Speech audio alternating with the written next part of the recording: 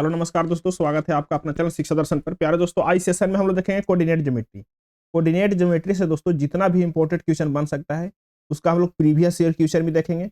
पहले तो हम लोग कॉन्सेप्ट को क्लियर करेंगे, उसका थ्योरी देखेंगे, जितना भी फॉर्मूला है इंपॉर्टेंट इंपॉर्टेंट उसको क्लियर करेंगे। तो चलिए शुरू करते हैं। इससे पहले आपसे अनुरोध है दोस्तों कि आप इस चैनल पर नए हैं, चैनल सब्सक्राइब करें। इसका पीडीएफ अगर जो चाहते हैं दोस्तों, तो आप टेलीग्राम ग्रुप शिक्षा दर्शन के नाम से टेलीग्राम ग्रुप है, उसमें ज्वाइन करके आप वहां पे कमेंट कर सकते हैं। चलिए शुरू करते हैं। अब हम लोग दोस्तों इसमें हम लोग फॉर्मूला के बारे में बारी बारी से चर्चा करेंगे। उसके बाद हम लोग इसका टोटल जितना भी फॉर्मूला है दोस्तों, जितना भी प्रकार का फॉर्मूला है, इसका चर्चा करने के बाद हम लोग दोस्तों इसका क्वेश्चन भी सोल्व करेंगे। बारी बारी से क्वेश्चन सोल्व करेंगे। एक और इन्फॉर्मेशन है दोस्तों, एनटीपीसी का प्रैक्टिस सेट हम लोग कंटिन्यू कर रहे हैं, कंटिन्यू चला रहे हैं। अभी हम लोग लगभग 6 प्रैक्टिस सेट देख चुके हैं दोस्तों। तो आप इस चैनल पर नए हैं तो इस चैनल पर जाकर के आप प्रैक्टिस सेट भी देख सकते हैं, एनटीपीसी रेलवे एनटीपीसी का। तो चलिए शुरू करते हैं। पहले हम लोग देखेंगे कोऑर्डिनेट ज्योमेट्री, निर्देशांक ज्यामिति। क्या है? निर्देशांक ज्यामिति। इसमें क्या होता है दोस्तों? क्वाड्रेंट होता है। क्या होता है? क्वाड्रेंट होता है। जो आप बनाते हैं दोस्तों एक्स वाई, इसमें आप, ये कौन सा अक्ष है? तो आपका आंसर वाई अक्ष है। ये कौन सा अक्ष है? एक्स अक्ष है। तो इसको हम लोग फर्स्ट क्वाड्रेंट बोलते हैं। क्या बोलते हैं? फर्स्ट क्वाड्रेंट बोलते हैं। इसको सेकेंड क्वाड्रेंट बोलते हैं। क्या बोलते हैं? सेकेंड क्वाड्रेंट बोलते हैं। और इसको थर्ड क्वाड्रेंट बोलते हैं, और इसको फोर्थ क्वाड्रेंट बोलते हैं। तो क्वाड्रेंट के बारे में आपको समझना बहुत जरूरी है। पहले आप देखेंगे फर्स्ट क्वाड्रेंट में क्या होता है, सेकंड क्वाड्रेंट में क्या होता है, थर्ड क्वाड्रेंट में क्या होता है, फोर्थ क्वाड्रेंट में क्या होता है। हम लोग बहुत डीपली से समझेंगे दोस्तों, एकदम बारीक बारीक पॉइंट से समझेंगे। देखिए फर्स्ट क्वाड्रेंट में दोस्तों आपको पता है कि फर्स्ट क्वाड्रेंट में क्या होता है कि इस साइड क्या होता है, एक्स जो है, एक्स सच क्या होता है, पॉजिटिव होता है, +1 +2 +3 +4 +5 +6 डॉट डॉट इन्फिनाइट तक। और इस सच में क्या होता है दोस्तों, +1 +2 +3 +4 +5 +6 +8 +9 डॉट डॉट इन्फिनाइट तक। यानी कि दोस्तों इधर y भी पॉजिटिव है, इधर y भी पॉजिटिव है और x भी पॉजिटिव है। क्या है? y भी पॉजिटिव है और x भी पॉजिटिव है। अच्छा, इस साइड में क्या होता है, जैसे ही ऊपर में y पॉजिटिव होते इधर माइनस में हो जाएगा, -1 -2 -3 -4 डॉट डॉट माइनस इन्फिनाइट तक जाएगा। कहां तक जाएगा? माइनस इन्फिनाइट तक। इधर देखिए -1 -2 -3 डॉट डॉट माइनस इन्फिनाइट तक जाएगा। जो फर्स्ट क्वाड्रेंट में है दोस्तों, वो एक्स भी पॉजिटिव होता है और वाई भी पॉजिटिव होता है। कहीं पे भी हम लोग निर्देशांक पॉइंट बनाते हैं दोस्तों, तो पहले एक्स लिखते हैं, उसके बाद क्या लिखते हैं? वाई लिखते हैं। आपको पता है कि किसी बिंदु का हम लोग निर्देशांक बनाना है तो एक्स पहले, उसके बाद वाई होता है। ठीक है। अब देखिए इसमें इसमें फर्स्ट क्वाड्रेंट में एक्स भी पॉजिटिव वाई भी पॉजिटिव होता है। सेकेंड क्वाड्रेंट में क्या होता है दोस्तों कि एक्स जो है इस साइड आ जाता है, एक्स क्या है, इस साइड नेगेटिव है। तो यहाँ पे एक्स देखिए, एक्स नेगेटिव होगा, लेकिन वाई क्या है? वाई है पॉजिटिव। चलिए थर्ड क्वाड्रेंट में क्या होता है दोस्तों, इधर एक्स भी नेगेटिव है और इधर वाई भी नेगेटिव है, यानी कि दोनों माइनस माइनस होगा।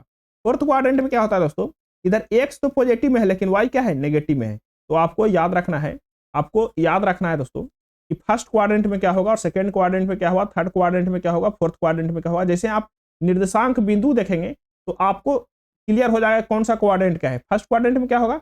प्लस प्लस, क्या होगा? Plus plus. सेकेंड क्वाड्रेंट में क्या होगा? जल्दी बोलिए। सेकेंड क्वाड्रेंट में होगा माइनस प्लस। क्या होगा? Minus plus. और थर्ड क्वाड्रेंट में क्या होगा दोस्तों? थर्ड क्वाड्रेंट में होगा माइनस माइनस। और फोर्थ क्वाड्रेंट में क्या होगा? फोर्थ क्वाड्रेंट में होगा, जल्दी बोलिए, प्लस माइनस। इसको आप देख करके समझ जाएंगे। देखिए जैसे एग्जांपल के तौर पर दोस्तों आपको दिया हुआ है -4 3 निर्देशांक पॉइंट दिया हुआ है, कौन सा क्वाड्रेंट का है? जल्दी बोलिए। तो आप कहेंगे सर सेकेंड क्वाड्रेंट में। सेकेंड क्वाड्रेंट का है। कैसे सेकेंड क्वाड्रेंट का है? -4 और 3 कौन सा क्वाड्रेंट में आता है? देखिए माइनस और प्लस किस में है? सेकेंड में है, तो यानी सेकेंड क्वाड्रेंट का है। अगर जो माइनस माइनस दिया हुआ है -3 -2, तो आप कहेंगे सर थर्ड क्वाड्रेंट का है। कौन सा है? थर्ड क्वाड्रेंट का है। अगर जो प्लस माइनस दिया हुआ है तो फोर्थ क्वाड्रेंट का, प्लस प्लस दिया होता हो तो फर्स्ट क्वाड्रेंट का ही है। चलिए देखिए इसमें दिया हुआ है, देखिए ए बी दोनों प्लस में है, माइनस ए बी एक माइनस एक प्लस में है, कौन सा? सेकेंड में है। और इसमें क्या है दोस्तों, इसमें देखिए माइनस माइनस यानी कि थर्ड में है, और यह देखिए प्लस माइनस यानी कि फोर्थ का है।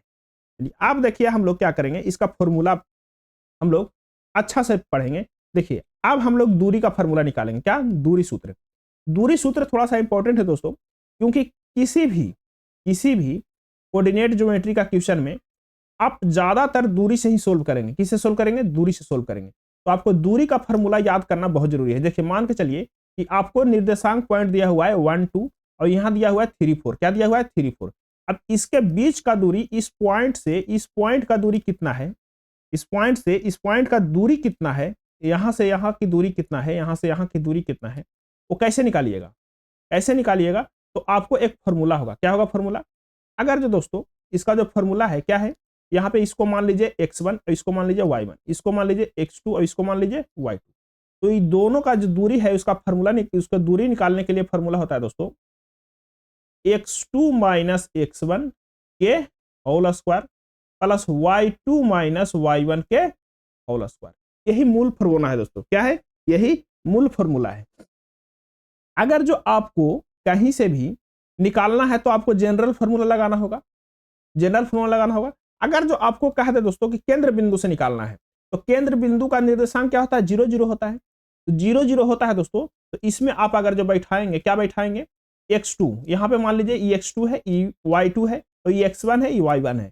तो x1 y1 का मान क्या हो गया? 0 हो गया, ये whole square plus y2 minus 0 के होल स्क्वायर। केंद्र बिंदु से निकाल रहे हैं तब, इसीलिए फाइनली हो जाता है दोस्तों X square plus Y square root under. किसका है? अगर जो मूल बिंदु से निकाल रहे हैं तब, जहां के निर्देशांक क्या है? 0 0। अगर जो मूल बिंदु से नहीं निकाल रहे हैं तो ये आप फॉर्मूला आपको लगाना पड़ेगा x2 माइनस x1 के whole square plus y2 minus y1 के होल स्क्वायर। अगर जो दो बिंदु दिया हुआ है उनके बीच का दूरी निकालना है तब। हम इसको पलट भी सकते हैं दोस्तों। x2 माइनस x1 है, उसको हम x1 माइनस x2 भी कर सकते हैं। क्यों कर सकते हैं? क्योंकि ये होल स्क्वायर है। अगर जो माइनस में आएगा तो स्क्वायर करने से प्लस हो जाएगा, इसीलिए हम पलटने से भी कोई दिक्कत नहीं होगा। चलिए हम लोग दूरी फार्मूला समझ लिए। अब हम लोग समझेंगे दूरी फार्मूला के बाद समझेंगे दोस्तों विभाजन सूत्र। कौन सा समझेंगे? विभाजन सूत्र, सेक्शन फार्मूला। देखिए सेक्शन फार्मूला कहने का मतलब दोस्तों कि आपके पास एक लंबी दूरी है, ठीक है, उसका निर्देशांक दिया हुआ है, मान के चलिए x1 y1, ठीक है, और यहाँ पे क्या है? x2 y2 है। इसको कोई बिंदु पर एक जो है एक पॉइंट क्या कर रहा है? कट कर रहा है। उसको हम कर देंगे एक्स वाई। क्या कर देंगे? X Y. एक्स वाई निर्देशांक का बिंदु इसको कट कर रहा है, और इसको कट जो कर रहा है वो m अनुपात n में कर रहा है, यानी कि m अनुपात n में कर रहा है। तो जो x है, ये y है, इसको मान कैसे निकालेंगे? तो x बराबर होता है दोस्तों mx2 प्लस nx1। क्या है? m x2, m को इससे गुना करना है और n को इससे गुना करना है, nx1 बट्टा m प्लस n। ये किसका हो गया? x का हो गया। y का क्या होगा दोस्तों? y का y m2 my2 plus ny1 बटा m प्लस n। ये जो है y का फॉर्मूला हो गया। अगर जो ये दोस्तों इसका फॉर्मूला लागू होगा, ये फार्मूला जब लागू होगा वो अंतः विभाजित करेगा, यानी कि दोनों का बीच में रहेगा। क्या रहेगा? दोनों के बीच में रहेगा। अगर जो यही बिंदु क्या करे कि यहाँ पर जो x2 x1 रहे, क्या रहे? यहाँ पे जो x2 y1 रहे, यहाँ पे क्या रहे? x2 y2 रहे, यहाँ पे क्या रहे? x2 y2 रहे, और यहाँ पर एक बिंदु आगे ले जाकर के क्या करता है? रेखाखंड को कोई अनुपात में बांटता है, यहाँ पर लेकर जाकर के। ये हो गया एक्स वाई। अगर जो कोई अनुपात में आगे बढ़ा दे, बाह्य विभाजन करे, कौन सा इसको कहते हैं? बाह्य विभाजन करे, तो यहीं पे क्या होगा? इसका फॉर्मूला चेंज हो जाएगा। बाह्य विभाजन में क्या होगा? फॉर्मूला चेंज हो जाएगा। यही जो बाह्य विभाजन वाला एक्स वाई होगा, एक्स और वाई होगा, इसका फॉर्मूला होगा दोस्तों, फॉर्मूला तो सेम ही रहेगा, mx2 माइनस हो जाएगा यहाँ पे nx1। क्या हो जाएगा? mx2 माइनस nx1 बटा में m माइनस n। अच्छा, y बराबर क्या होगा? my2 माइनस ny1 बटा में कुछ ही m माइनस n। बस ये बाह्य विभाजन का फॉर्मूला है और ये अंतः विभाजन का फॉर्मूला है। इसको आप याद कीजिए, याद कर लीजिएगा। इसके बाद हम लोग क्या करेंगे दोस्तों, सारा जो पॉइंट है आपको नोट डाउन करना चाहते हैं तो नोट डाउन कर सकते हैं, और इसका पीडीएफ चाहते हैं दोस्तों तो आप टेलीग्राम ग्रुप में जुड़ करके वहां से आप पीडीएफ भी ले सकते हैं, तो देखिए अंतः विभाजन के लिए क्या होता है? x के लिए mx2 प्लस nx1 बट्टा m प्लस n, और y के लिए m/2 प्लस ny1 बटा m प्लस n। ये अंतः विभाजन के लिए होगा। अच्छा, बाह्य विभाजन के लिए क्या होगा? mx2 माइनस nx1 बटा m माइनस n, और फिर y के लिए my2 माइनस ny1 बटा m माइनस n। देखिए यहाँ पे क्या हो गया? ये बाह्य विभाजन है और क्या है? अंतः विभाजन है। चलिए हम लोग अच्छा से समझेंगे, बारीकी से समझेंगे, क्योंकि आगे क्वेश्चन बनाने में हम लोगों को कोई समस्या ना हो। देखिए दो बिंदु है दोस्तों, उसको क्या कर रहा है कि x1 y1 और x2 y2 को मिलाने वाली रेखाखंड को कोई मध्य बिंदु R हो तो R का निर्देशांक क्या होगा। देखिए दोस्तों, मान के चलिए कि आपके पास एक रेखाखंड है, ये क्या है, यहाँ का निर्देशांक है x1 y1 और यहाँ का निर्देशांक है आपको x2 y2, ठीक है। कोई कह दिया कि एकदम मध्य बिंदु पर कट रहा है, कितना बिंदु पर, मध्य बिंदु पर, तो उसका निर्देशांक क्या होगा। आज दोस्तों जब मध्य बिंदु पर कह देंगे तो इसका भी एक होगा, इसका भी एक होगा, यानी कि जितना यहाँ पे काटेगा उतना ही रहेगा, एकदम बीचों बीच में ही रहेगा। क्या रहेगा, बीचों बीच में रहेगा। तो m और n का मान क्या होगा, यहाँ पे m अनुपात है, यहाँ n होगा, दोनों क्या हो जाएगा, दोनों बराबर हो जाएगा। जब मध्य बिंदु रहेगा तो दोनों क्या हो जाएगा, बराबर हो जाएगा। जैसे ही दोनों बराबर हो जाएगा दोस्तों, तो x का जो यहाँ का x है और यहाँ का y है निर्देशांक, तो x बराबर हो जाएगा x2 प्लस x1 बटा 2, y का क्या हो जाएगा, y2 प्लस y1 बटा, क्या हो जाएगा, y2 प्लस y1 बटा 2। यहाँ का निर्देशांक है कब, जब मध्य बिंदु हो, कब हो, मध्य बिंदु हो, क्या हो, मध्य बिंदु हो, समझे। मध्य बिंदु कहने का मतलब दोस्तों, मध्य बिंदु कहने का मतलब कि m और n का मान दोनों क्या हो जाए, बराबर हो जाए, उसको क्या कहते हैं, मध्य बिंदु कहते हैं। क्या कहते हैं उसको, मध्य बिंदु कहते हैं, एकदम बीचों बीच, इधर का भी मान सेम है और इधर का भी मान सेम है। अगर जो इधर 2 है, यहाँ से यहाँ तक के बीच की दूरी 2 है, तो यहाँ से यहाँ के बीच की दूरी क्या होगा, 2 ही यूनिट होगा, तब इसको क्या कहेंगे, मध्य बिंदु कहेंगे। चलिए क्वेश्चन नंबर देखिए, इसका फॉर्मूला नंबर 4 जो है दोस्तों बहुत इंपॉर्टेंट, कह रहा है किसी त्रिभुज के निर्देशांक दिया हुआ है। मान के चलिए कि आपको त्रिभुज है, तो त्रिभुज में आपको तो 3 निर्देशांक होता है, कितना होता है, 3 निर्देशांक होता है। और चतुर्भुज में कितना निर्देशांक होता है, जल्दी बोलिए, चतुर्भुज में 4 होगा, पांचभुज में 5 होगा। देखिए अब आपके पास एक त्रिभुज है, क्या है, एक त्रिभुज है, त्रिभुज का निर्देशांक दिया हुआ है, 3 निर्देशांक दिया हुआ है, ए बी सी, ठीक है। यहाँ पे दिया हुआ है दोस्तों x1 y1, यहाँ पे दिया हुआ है x2 y2 और यहाँ पे दिया हुआ है x3, ठीक है। अब इसका जो केंद्र बिंदु है दोस्तों, केंद्रक है, क्या है, केंद्रक है, उसको हम लोग जी से डिनोट करते हैं। किससे करते हैं, जी से डिनोट करते हैं। वो जी का मान पूछ रहा है दोस्तों, जो जी है वहां पे जो एक्स वाई का निर्देशांक होगा वो क्या होगा। तो जी का जो होता है दोस्तों x1 plus x2 plus x3, क्या होता है, x3 बटा में 3 होता है, ये क्या हो जाएगा, जी का हो जाएगा, एकदम केंद्र बिंदु का होगा, क्या होगा, केंद्र बिंदु को होगा। इसको हम लोग केंद्रक भी कहते हैं, केंद्रक भी कहते हैं। अच्छा ये तो x का मान हो गया, जी जगह पर x का मान हो गया, x का मान हो गया। अच्छा y का मान क्या होगा दोस्तों, तो y1 plus y2 plus y3 बटा 3, ये क्या हो गया दोस्तों, y का हो गया, किसका हो गया, y का हो गया, ठीक है। जी जो है x1 x2 प्लस x3 बटा 3, y का क्या हो गया, y1 y2 प्लस y3 बटा 3, ये किसका हो गया, ये निर्देशांक जो है वो केंद्र बिंदु का हो गया। अब देखिए त्रिभुज में थोड़ा सा दोस्तों 3 फॉर्मूला होता है त्रिभुज में, एक होता है केंद्रक का, एक होता है किसका, केंद्रक का। केंद्रक का होगा निर्देशांक पर और दूसरा होगा केंद्रक का, दूसरा जो होगा दोस्तों अंतः केंद्र का, जिसमें दूरी भी दिया हुआ रहेगा उसका। और एक होता है दोस्तों क्षेत्रफल का, क्या होता है, क्षेत्रफल का। 3 फॉर्मूला होता है त्रिभुज में और तीनों बहुत इंपॉर्टेंट है, तीनों जो है बहुत इंपॉर्टेंट है। तो केंद्रक का तो हम लोग देख लिए, अब हम लोग देखेंगे दोस्तों अंतः केंद्र का, क्या देखेंगे, अंतः केंद्र का। अच्छा अंतः केंद्र का तब देखेंगे जब इन दोनों का बीच के दूरी भी दिया हुआ और निर्देशांक भी दिया हुआ, बीच के दूरी भी दिया हुआ और निर्देशांक भी दिया हुआ है, तब अंतः केंद्र का देखेंगे, आई का देखेंगे, आई का, ठीक है। आई का देखिए तीन त्रिभुज है तो 3 गो निर्देशांक होगा, x1 y1 x2 y2 और x3 y3। इसके बीच के दूरी को हम लोग a मानेंगे, इसके बीच की दूरी को हम लोग b कहेंगे, इसके बीच की दूरी को हम लोग c कहेंगे। इसका जो फॉर्मूला होगा दोस्तों आई में x बराबर, जो यहाँ पे x और y का मान होगा, x बराबर क्या होगा, ax1 plus b x2 plus c x3 बटा a प्लस b प्लस, चलिए y का क्या होगा, ay1 plus by2 plus cy3, क्या cy3 क्या होगा, cy बटा में क्या a plus b plus c होगा, ठीक है। यहाँ पे c होगा, यहाँ पे क्या होगा, c होगा, यहाँ पे c होगा, cy3 बटा a plus b plus c। तो ये सब i का मान हो गया, i जो अंतः केंद्र है उसका निर्देशांक x और y का मान है। सब पे हम लोग क्वेश्चन बनाएंगे दोस्तों, सब पे प्रीवियस ईयर क्वेश्चन बनाएंगे, जो क्वेश्चन पूछा गया है उसको बनाएंगे। अच्छा आपको निर्देशांक दे देगा दोस्तों, आपको त्रिभुज का क्षेत्रफल पूछेगा। देखिए मान के चलिए आपके पास ये त्रिभुज है, क्या है, त्रिभुज है। त्रिभुज जो है इसका निर्देशांक दे दिया a b c, यहाँ दे दिया आपको x1 y1, यहाँ दे दिया x2 y2, यहाँ दे दिया x3 y3, ठीक है। अब कहेगा कि इसका क्षेत्रफल क्या होगा, क्या होगा, क्षेत्रफल क्या होगा। तो क्षेत्रफल इसका होता है दोस्तों हाफ। आपको तो पता है त्रिभुज का क्षेत्रफल क्या होता है, हाफ गुने आधार गुने ऊंचाई। क्या होता है, हाफ गुने आधार गुने ऊंचाई। तो हाफ को रखना है, उसके बाद x1 को कॉमन लेना है, उसके बाद y2 माइनस y3 करना है। क्या करना है, y2 माइनस y3। एक्स को एनी टाइम कॉमन लेना है दोस्तों, एक्स को क्या करना है, एनी टाइम कॉमन लेना है, प्लस फिर x2 को कॉमन लेना है, फिर y3 माइनस y1 कर देना है। क्या कर देना है, y3 माइनस y1 कर देना है, फिर प्लस x3 को कॉमन लेना है और फिर y1 माइनस y2 कर देना है। ठीक है, ये हो गया त्रिभुज का क्षेत्रफल।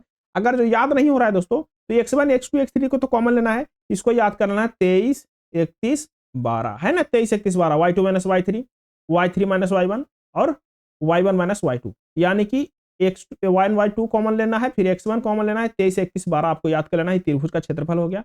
अब हम लोग क्या करेंगे दोस्तों, एक और फॉर्मूला है, बस इसी का हम लोग अच्छा से डिस्कस कर लेते हैं। कह रहा तीन बिंदुओं का एक रेखीय संरेख का शर्त है। देखिए दोस्तों, अगर जो तीन बिंदु है एक रेखीय है, क्या है, तीनों बिंदु क्या है, एक रेखीय है। तीनों बिंदु जो है वो क्या है, एक रेखीय है। तो क्या होगा, तीनों जब बिंदु एक रेखीय हो जाएगा दोस्तों, तीनों बिंदु क्या है, एक रेखीय हो जाएगा, एक रेखीय हो गया। तीनों बिंदु क्या हो गया, एक रेखीय हो गया। एक बिंदु यहाँ पे है x1 y1, एक बिंदु यहाँ पे है मान के चलिए x2 y2, एक बिंदु यहाँ पे है x3 y3। ठीक है, एक रेखीय कहने का मतलब है दोस्तों कि त्रिभुज तो बना नहीं सकता है, त्रिभुज तो बना नहीं सकता है, तो त्रिभुज का क्षेत्रफल क्या होगा, 0 होगा। उसको क्या कहेंगे, संरेखीय बिंदु कहेंगे। क्या कहेंगे, संरेखीय बिंदु कहेंगे। त्रिभुज का क्षेत्रफल 0 होगा दोस्तों, तो half into x1 y2 minus y1 y2 minus y3, फिर देखिए प्लस x2 कॉमन लेंगे, फिर y3 माइनस y1, फिर x3 कॉमन लेंगे, यहाँ पे x2 कॉमन लेंगे, यहाँ पे x3 कॉमन लेंगे, फिर देखिए y1 माइनस y2। इसके बराबर क्या होगा, जब त्रिभुज का क्षेत्रफल 0 है तो ये 0 होगा, तो यानी कि इसके बराबर 0 होगा। देखिए इसके बराबर क्या है, 0 है, तो क्या होगा, बिंदु तीनों बिंदु क्या है, संरेखीय होगा। अच्छा, यदि त्रिभुज का क्षेत्रफल 0 हो तो उसको हम क्या कह सकते हैं, उसको संरेख कह सकते हैं। क्या कह सकते हैं, उसको संरेखीय बिंदु कह सकते हैं। अब हम लोग क्या करेंगे, अब हम लोग इससे क्या बनते हैं, क्वेश्चन बनाते हैं। दोस्तों वीडियो थोड़ा सा लंबा हो सकता है, बहुत इंपॉर्टेंट वीडियो है दोस्तों, एक वीडियो आप कंप्लीट देख लीजिए इसको, उसके बाद कोऑर्डिनेट ज्योमेट्री का जो भी क्वेश्चन आएगा आप चुटकी में सॉल्व करेंगे। चलिए क्वेश्चन नंबर 1 देखिए, कह रहा है दोस्तों कि बिंदु ए बी सी एक ऐसे त्रिभुज है जिनका शीर्ष जो डॉट डॉट है। आपको त्रिभुज के बारे में पता करना है कि त्रिभुज कैसा है, बहुत इंपॉर्टेंट क्वेश्चन है। एक ही क्वेश्चन से आपको दो फॉर्मूला का प्रयोग होगा। ठीक है, अब देखिए आपको एक त्रिभुज है, त्रिभुज दिया हुआ है, यहाँ पे ए दे दिया, यहाँ पे बी दे दिया, यहाँ पे सी दे दिया। ए का निर्देशांक कितना दिया है, ए 1/1 2 दिया है, बी का निर्देशांक क्या दिया है, 3 4 दिया है। बहुत कंपिटेटिव एग्जाम के लिए बहुत इंपॉर्टेंट है दोस्तों, इसको हल्के में मत लें। 4 1 दिया है सी का। अब कह रहा है कि त्रिभुज का टाइप कैसा है, कौन सा त्रिभुज है, समद्विबाहु त्रिभुज है, समकोण त्रिभुज है, विषमबाहु त्रिभुज है, समबाहु त्रिभुज है, कैसा त्रिभुज है। तो कैसे चेक करेंगे, इसको हम लोग चेक करेंगे। पहले तो हम ए बी का दूरी निकालेंगे, किसका निकालेंगे, ए बी का दूरी, ई पॉइंट से यहां से यहां तक की दूरी निकालेंगे ए बी। अच्छा, ए बी की दूरी निकालने के लिए दोस्तों जो फॉर्मूला होता है उसका प्रयोग करेंगे। किसका प्रयोग करेंगे, हम लोग फॉर्मूला का प्रयोग करेंगे। तो फॉर्मूला क्या कहता है, ए बी डिस्टेंस के फॉर्मूला क्या कहता है, तो डिस्टेंस का फॉर्मूला कहता है दोस्तों root under x2 minus x1 का स्क्वायर। क्या कहता है, x2 माइनस x1 का स्क्वायर, और y2 माइनस y1 का स्क्वायर। क्या कहता है, y2 माइनस y1 का स्क्वायर, यही ना कहता है। ठीक है, यहाँ पे देखिए x2 का मान आपको ये है, x1 का मान ये है, y1 का मान ये है, y2 का मान ये है ना। इसको आप ध्यान में रखते हुए सोल्व कीजिए। x2 माइनस x1 कहने का मतलब क्या होगा दोस्तों, x2 माइनस x1 यानी कि 3 माइनस 1, 3 माइनस 1 के whole square, plus y2 minus y1 यानी कि 4 माइनस 2 के, 4 माइनस 2 के होल स्क्वायर। अब देखिए क्या हो जाएगा दोस्तों, यहाँ पे क्या बचेगा, 2 बचेगा, तो 2 के स्क्वायर, यहाँ पे क्या बचेगा, 2 बचेगा प्लस 2 के स्क्वायर। इसको क्या लिख सकते हैं दोस्तों, 2 दूना 4, यहाँ पे या क्या हो जाएगा, ये हो जाएगा 4 हो जाएगा प्लस 4 हो जाएगा, यानी कि रूट 8 हो गया। इसका जो दूरी है दोस्तों ए बी बराबर क्या हो गया, ए बी बराबर रूट 8 हो गया। क्या हो गया, रूट 8 हो गया, कोई दिक्कत नहीं है। अब हम लोग निकालेंगे, अब हम लोग किसका दूरी निकालेंगे, अब हम लोग आराम से निकालेंगे बीसी का दूरी। क्या निकाल लिए, ए बी निकाल लिए, ए बी निकाल लिए, यहां से यहां तक निकाल लिए। अब निकालेंगे बीसी का दूरी। अच्छा, बीसी का दूरी भी same to same x2 minus x1 whole square. x2 कितना है दोस्तों, x2 हम अब इसको मानेंगे, 4 को मानेंगे, 4 माइनस x1 कितना है 3 है, 3 को मानेंगे इसका होल स्क्वायर प्लस y2 किसको मानेंगे 1 को मानेंगे, किसको मानेंगे 1 को मानेंगे, y1 किसको मानेंगे 4 के मानेंगे 4 के स्क्वायर। कोई दिक्कत, कोई दिक्कत नहीं होना चाहिए। अच्छा इसको घटाएंगे तो क्या हो जाएगा 1 हो जाएगा 1 के स्क्वायर, इसको घटाएंगे तो क्या हो जाएगा 3 हो जाएगा 3 का स्क्वायर, यानी कि 1 + 9 रूट 10 हो जाएगा दोस्तों। अच्छा AC को अब हम लोग क्या निकालेंगे, A और C निकालेंगे, तीनों भुजा निकल जाएगा, 2 भुजा निकाल दिए। अब देखिए दोस्तों इसको भी क्या होगा x2 - x1 x2 - x1 यानी कि 4 - 1 के whole square plus y2 - y1 यानी कि 1 - 2 के होल स्क्वायर। देखिए अब देखिए क्या हो जाएगा, ई घटेगा तो 3 का स्क्वायर हो जाएगा, ई 1 का स्क्वायर हो जाएगा, 3 का स्क्वायर हो जाएगा और 1 का स्क्वायर हो जाएगा। अब देखिए यहाँ पे दोस्तों यहाँ पे माइनस होगा, लेकिन माइनस स्क्वायर होकर क्या हो जाएगा प्लस हो जाएगा, लास्टली 10 ही आएगा। अब देखिए यहाँ पे क्या हो जाएगा 9 + 1 यानी कि रूट 10 जो है, रूट 10 आ गया दोस्तों, रूट 10 आ गया। BC का भी मान क्या आया रूट 10, AC का भी मान क्या आया रूट 10। जिस त्रिभुज का दो भुजा बराबर हो उसको क्या कहते हैं समद्विबाहु त्रिभुज कहते हैं, यानी कि ऑप्शन ए सही है। ऑप्शन कौन सा सही है, ऑप्शन इसका ए सही था, समद्विबाहु त्रिभुज। चलिए आप देखते हैं दोस्तों, उस बिंदु के निर्देशांक ज्ञात कीजिए जो बिंदु 2 4 और 7 9 को जोड़ने वाले रेखाखंड को आंतरिक रूप से 1:2 में अनुपातिक में विभाजित करता है। देखिए क्या कह रहा है क्वेश्चन, कह रहा है कि एक रेखा है, क्या कह रहा है एक रेखा है, इस रेखा का निर्देशांक दे रखा है दोस्तों, यहाँ पे ए है, ये क्या है बी है। आपको इसका निर्देशांक दे रहा है, इसका 2 4 दे रहा है, इसका 7 9 दे रहा है, क्या दे रहा है 7 9 दे रहा है। अब कह रहा है कि जोड़ने वाली रेखा को आंतरिक रूप से 1:2 में 1:2 में विभाजित कर रहा है एक बिंदु, वो बिंदु का मान आप चलिए सी है, क्या है सी है। सी जो है से 1:2 में विभाजित कर रहा है, कितना अनुपात 1:2 में विभाजित कर रहा है। तो यहाँ पे जो निर्देशांक होगा एक्स वाई होगा उसका मान क्या है।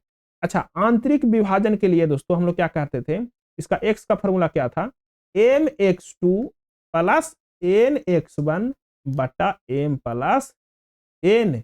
अच्छा y के लिए क्या था my2 + ny1 बटा m + n, यही था ना, यही था ना। अब देखिए x बराबर क्या होगा दोस्तों, हम इसको x2 y2 मान रहे हैं, इसको x1 y1 मान रहे हैं, तो mx2 कहने का मतलब 1 × 7 प्लस ny2 कहने का मतलब n तो ये हो गया 2, nx1 कहने का मतलब 2 हो गया 2 × 2 बटा में कितना 1 + 2, m और n ही ना है, m है ही, इसको क्या मान रहे हैं n मान रहे हैं, m और n मान रहे हैं। अच्छा 1 + 2 क्या हो जाएगा 7 और क्या हो जाएगा 7 + 4 बटा में क्या 3, यानी कि 7 4 11 बटा 3। चलिए x का मान तो आ गया 11 बटा 3 दोस्तों। देखिए आप ऑप्शन से ही मार सकते हैं, यहाँ पे देखिए x का मान कौन में है 11 बटा 3, तो ऑप्शन सी में है 11 बटा 3 x का मान। अच्छा चलिए आप y का ही मान निकाल लेते हैं, y का क्या होता है my2 + ny1 बटा m + n।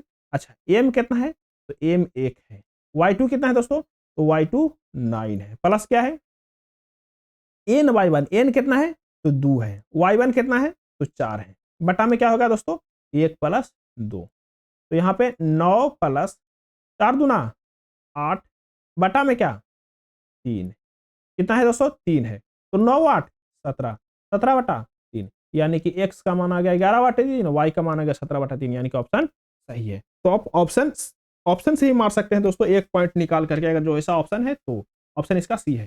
देखिए दोस्तों हम लोग प्लेटफॉर्म बुक का जो रुक्मिणी प्रकाशन का है, एनटीपीसी का भी प्रैक्टिस सेट हम लोग कर रहे हैं, रेलवे एनटीपीसी का, तो उसको भी आप जाकर के बारी बारी से देख सकते हैं।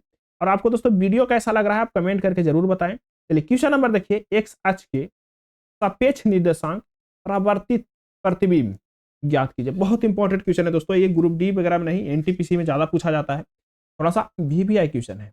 देखिए आपको कह रहा है कि एक जो बिंदु है वो बिंदु को आपको समझना है। हम कोऑर्डिनेट इसलिए समझा रहे थे दोस्तों कि बिंदु को देख करके आपको समझ में आना चाहिए कि किस कोऑर्डिनेट का है।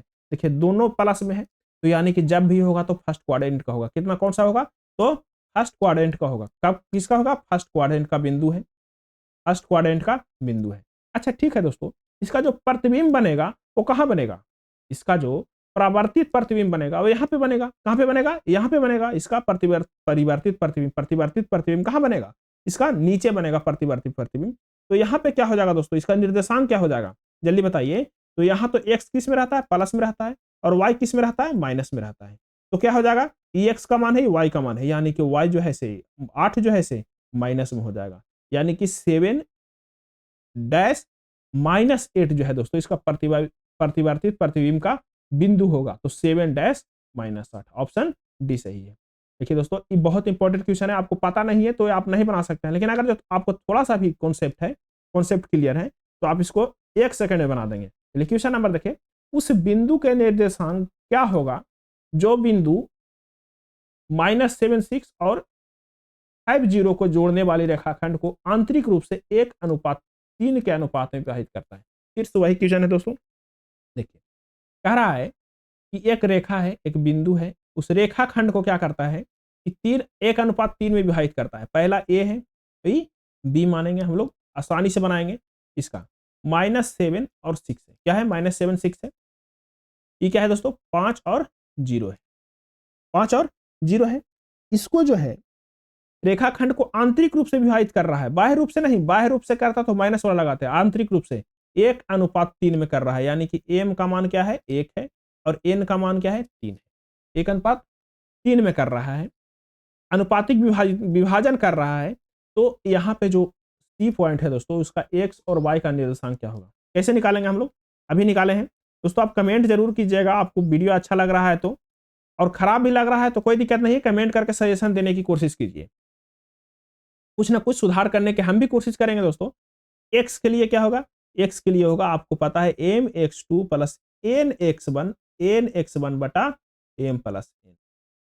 y बराबर क्या होगा, my2 प्लस ny1 बटा m प्लस n, यही ना है, कोई दिक्कत है। x बराबर देखिए, x बराबर हम लोग निकालेंगे, x बराबर m कितना है दोस्तों, 1 है, y2 कितना है, तो y2 कह देंगे सर y2 तो x2 कितना है, 5 है, प्लस, अच्छा ठीक है, n कितना है इसमें, तो 3 है, y1 कितना है, तो -7 है, क्या है, -7 है। अच्छा m प्लस n यानी कि 1 प्लस, कोई दिक्कत नहीं है, यहाँ पे हो जाएगा 5 हो जाएगा, यहाँ पे क्या हो जाएगा, -21 हो जाएगा। -21 कहने का मतलब दोस्तों कि -20 हो जाएगा, बटा में क्या हो जाएगा, 4 हो जाएगा, काटिएगा तो क्या हो जाएगा, -5। x के मान कहाँ पे -5 है, x का मान 5 होगा जी, यहाँ पे देखिए, फिर से देखिए हम लोग, फिर से देखिए, कुछ गड़बड़ हो रहा है क्योंकि ऑप्शन मैच नहीं कर रहा है, ऑप्शन मैच नहीं कर रहा है।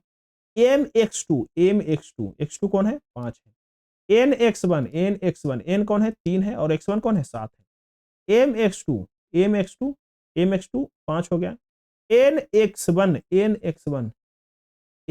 ठीक तो है जी, क्या हो गया इसका, 5 है, प्लस -7 हो जाएगा, कोई दिक्कत नहीं है। अच्छा हाँ ठीक है, 21 बटा क्या होगा दोस्तों, 21 बटा 4 होगा, यही ना होगा, 21 बटा 4 होगा। अच्छा ठीक है, इसमें से 21 में से घटाइए, तो 21 में से कितना घटाइएगा, 5 घटाइएगा तो क्या होगा, 16 होगा, 16 बटा 4 होगा, माइनस में 16 होगा ना, तो इसको काटेंगे तो -4, यानी कि x का मान आ गया -4। ऑप्शन में देखिए कौन में x का मान -4 है, ऑप्शन बी में है, मार दीजिए खट से ऑप्शन से। लेकिन आप y भी निकाल लीजिए, my2 प्लस ny1 बटा m प्लस, m कितना है दोस्तों, 1 है, y2 कितना है, जल्दी बोलिए, y2 सर 0 है, x2 कितना, y1 कितना है, n तो 3 है, लेकिन y1 कितना है, 6 है, क्या है, 6 है, बटा में क्या हो जाएगा, 1 प्लस 3, तो 0 प्लस 18 बटा क्या, 4। जैसे ही आप इसको काटिएगा दोस्तों, 18 को 4 से भाग दीजिए, तो चाचा के 16, 2 बचेगा, और पॉइंट बैठा के 5, यानी कि 4.5। ऑप्शन कौन सा सही है, ऑप्शन इसका बी सही है। तो चलिए दोस्तों, मिलते हैं अगले वीडियो में नेक्स्ट टॉपिक के साथ। तो लास्ट तक देखने के लिए बहुत बहुत धन्यवाद। और एक क्वेश्चन आपको दे रहे हैं दोस्तों, इसका कौन सा होगा ऑप्शन, ये आप कमेंट करके जरूर बताइएगा। इसके लिए आपसे आशा रहेगा दोस्तों कि आप कमेंट करके जरूर बताएंगे। तो चलिए मिलते हैं अगले वीडियो के साथ, यहां तक के रहने के लिए बहुत बहुत धन्यवाद।